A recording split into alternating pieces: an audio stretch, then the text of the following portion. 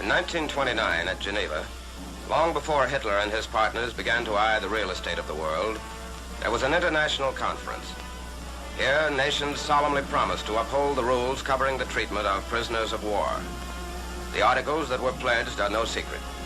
They are clearly stated in Field Manual 27-10 and in Training Film 19-1360, Handling Prisoners of War. Although the Japanese have never officially accepted the Geneva rules, they have stated their intention to abide by them. We treat the Japanese the same as we do any other prisoners. Regardless of whether a single soldier gives up or a general surrenders for thousands of men, they both know they will be treated in accordance with the Geneva rules.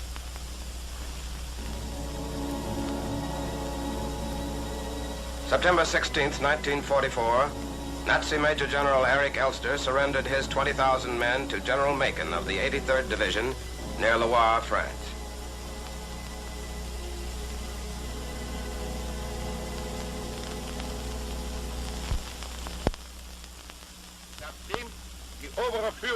Sir, inasmuch as the High Command, forced by circumstances of war, has seen fit to withdraw from my command certain combat elements that were capable of continuing to fight,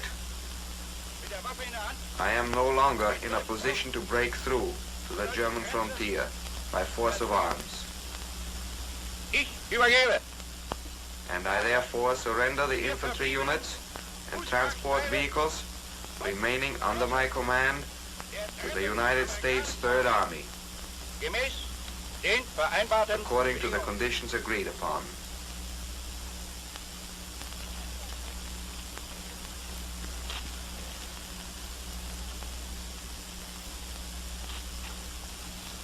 General Elster, acting for the commanding general of the 9th United States Army, Lieutenant General William H. Simpson, and on behalf of the Army of the United States, I accept your surrender. You, your officers, and men will be given treatment in accordance with the principles of the Geneva Convention.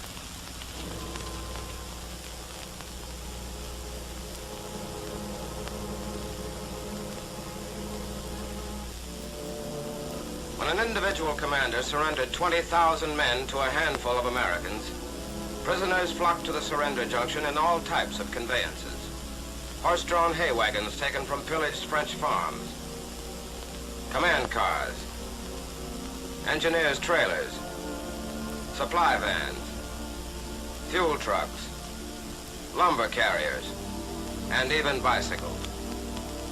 It's practically impossible for the military police to be on hand every time a prisoner is taken, so it's necessary for every available soldier to know the rules covering the treatment of prisoners of war while acting as guards. Policing machinery must be established immediately, not only to guard prisoners constantly, but to see to it that their weapons, livestock, vehicles, and other supplies will never be used by them again.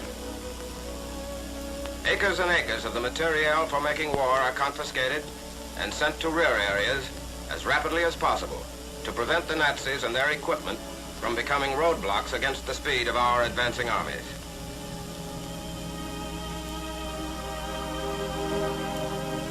Prisoners of war, trudging back to internment camps along roads which, a few years before, trembled under their proud goose-stepping. We've taken over 600,000 prisoners in France since D-Day, and more than 1 million since America's entry into the war. All of these men had to be clothed and fed. There are definite rules, and they're the same for both sides. In the event you are captured, it's a good idea for you to know them.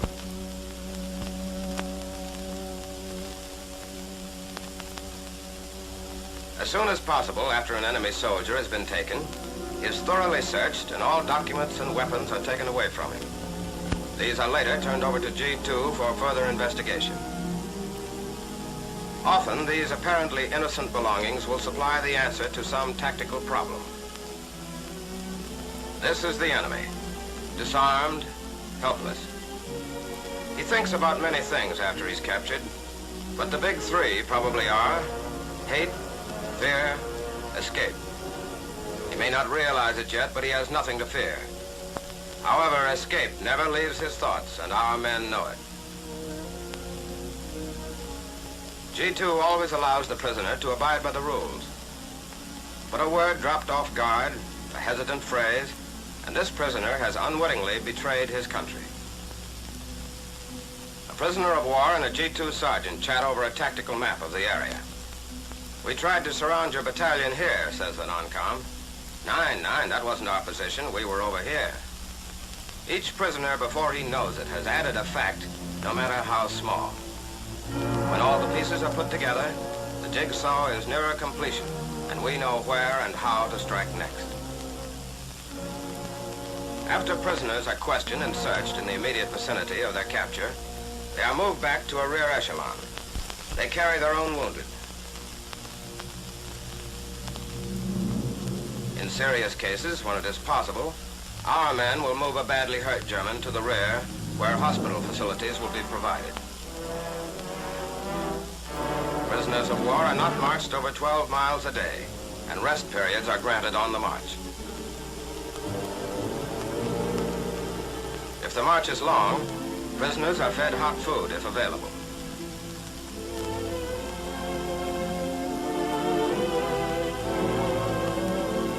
If there is no hot food, they are given sea rations, the same chow given to the MPs who guard them. That's in the book, and we live by it. Look resigned, don't they? But the big thought with them is still escape. And our MPs have to make certain at all times that their prisoners remain under vigilant guard. When the move to the rear has been completed and the prisoners have been identified and tagged, processing continues. This time it's even more thorough. The rules agreed upon at Geneva covering the treatment of prisoners of war are read from Field Manual 27-10 in a language they can understand. Kriegsgefangene sind verpflichtet, nur ihren Namen, Rang und Upon capture, every prisoner is bound to give only his name and rank or serial number. Vorausgesetzt, dass sich den Prisoners may attend church services on the condition that they comply with military regulations covering their conduct. mit Esswaren, Büchern und Kleidern zu versorgen. Prisoners shall be allowed to receive packages intended to supply them with food, reading material, and clothing. Hygienische Maßnahmen Prisoners are entitled to the same quality rations, clothing, and living quarters as are afforded our own troops, and sanitary measures will be practiced by and for them. Again, prisoners are searched and sent to the interrogation tables. A great deal of what we know about the enemy is uncovered here by our intelligence teams. Sentimental keepsakes, family letters, cherished photographs, innocent friendly things to a soldier, vital information to the eyes of our intelligence. For example, G2 discovered this letter written by a lonely Frau. I have not been able to work at the plant for 2 weeks now, and being home with so much time to think about you and the war is bad for me. I would rather be kept busy. Harmless enough, but add the dated postmark and G2 knows why there's a plant inactive in Dortmund. Confirmation that our Air Force flattened it. When these nuggets of information have been sifted, the prisoners are sent to a personnel clerk for further questioning. Was tun Sie beim Militär? What's your job in the Army? Scharfschütze. Expert gunner, shooting. Ihr Beruf, bevor Sie Soldat wurden? What kind of work did you do before you became a soldier? Ich war immer Soldat, Gewehr- und Maschinengewehrschütze. I've always been a soldier, firing rifle and machine gun. His days as a gunner are over, but the Geneva rules say that we can put him to work. So we'll find Fritz a new job and pay him for it, just as you will be put to work and paid if you are captured. As soon as facilities can be provided, prisoners are taken to the docks, loaded on ships, and sent to internment camps. Take a good look at these prisoners. Store that picture in your mind. It could happen to you. A slight turn in the fortunes of war and those trucks might be the enemy's, ready to carry you to a camp somewhere inside Germany. If they were, you'd be going through approximately the same routine. And if you know what to expect, you'll know how to handle yourself. After 5 long years, the Supermen are finally on their way across the channel. But they're making the trip as prisoners, not conquerors.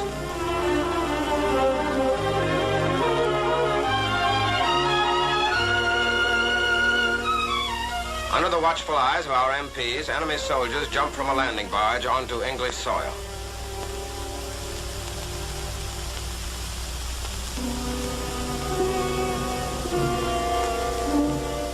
They're counted and recounted. Every move requires another check.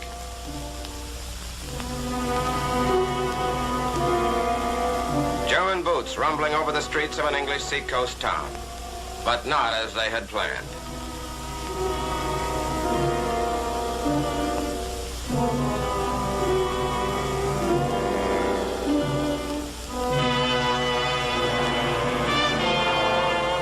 At a railroad station, the prisoners are ushered aboard a train which is waiting to take them to the prison camp. No Nazi who wants to live would try to make a break now. Chances for collusion and conspiracy among the officers and men are minimized by placing the officers in separate cars. The train ride carries the prisoners deep into the English countryside. What used to be peaceful grazing meadows have been strung off with barbed wire to house the incoming thousands of war prisoners. Enclosures are subdivided so that the larger areas contain the enlisted men and the smaller hold the enemy officers.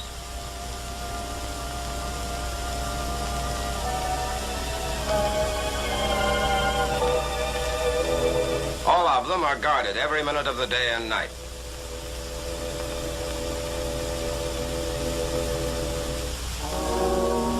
Again, the prisoners are searched. Concealing things is a war prisoner's neatest trick, and even after he has been searched 3 or 4 times previously, something will usually turn up. They're clever, but we try to be one step ahead of them all the time.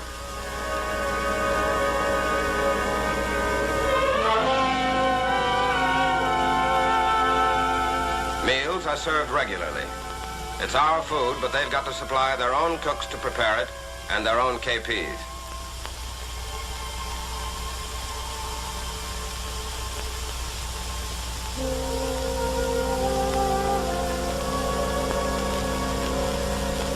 After their stay here, this batch of prisoners is due for shipment to the United States. Special letter forms are posted on the bulletin board. Okay, Hans, you can write to that kid in Freiburg or that Fräulein in Wilhelmshaven, just as long as we're sure that Joe Smith can write to his mother in Denver or his girl in Galveston. Here are ports somewhere in England. They get ready for that last long trip out of the war. Sometimes the trip is pretty rough. The prison ship, U.S. bound, was driven on jagged rocks by a storm at sea. A man on a sinking ship has everything he can do to save himself. But American officers knew that their responsibility was also to save their prisoners.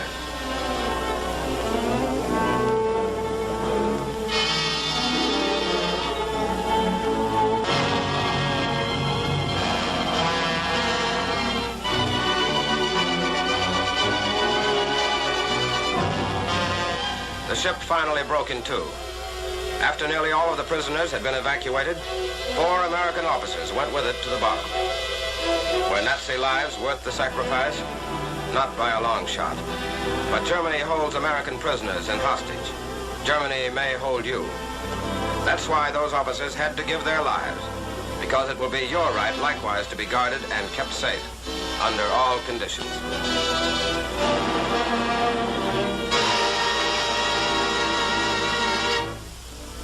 Another ship carried these prisoners to the United States. Large convoys are crossing the ocean with boatloads of war prisoners. In the United States, the men are assigned to permanent prison camps scattered all over the country. Here, they are busily engaged in all types of useful work. More than 1 million well-trained enemy soldiers are taken off the battlefields, and thousands more continue to pour into internment camps every day as defeat slowly and surely closes in around their country.